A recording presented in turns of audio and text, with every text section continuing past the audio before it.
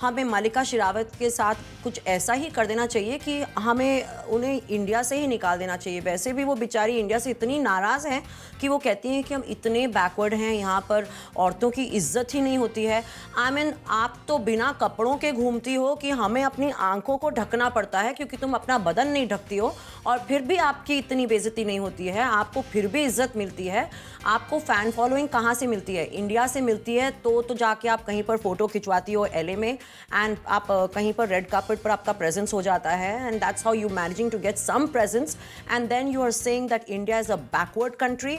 I mean, it's completely shameful what she has said. Supreet, I think this was her plan because, you know, जो magazine है वो काफ़ी snooty है. They are not going to put losers like Malika Sherawat on an interview, even if it's for their, internet TV channel, because they're very picky about who they put there. आजकल India काफ़ी focus में है in the West. You know, people have an obsession for India, and unless she had to say something controversial, they would not have put that interview there. Malika Sherawat जी तो ये कह रही हैं कि वो पहली woman है जिन्होंने इंडियन स्क्रीन पर किस किया है, which is not true, because Devika Rani ने सबसे पहले 1933 में अपने हस्बैंड जो एक्टर थे हिमांशु राय, उनको किस किया था, and it was a 4 minute long किस। एंड क्या डिम्पल कपाड़िया और अनिल कपूर ने नहीं किस किया है?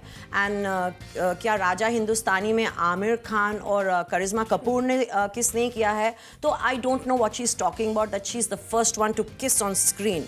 And then she's saying कि she's the first woman to wear a bikini, and that too, you know, after so many years, कि हम इतनी regressive country हैं.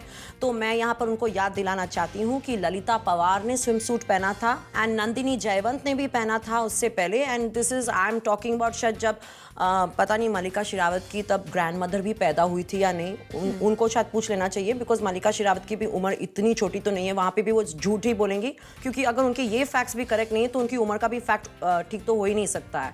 And you know what, again we have Sharmila Tagore who posed in a bikini for a magazine. We have women like Pratima Bedi who had posed on the beach without any clothes on. It was the famous streak of India, and she is making completely stupid claims, you know.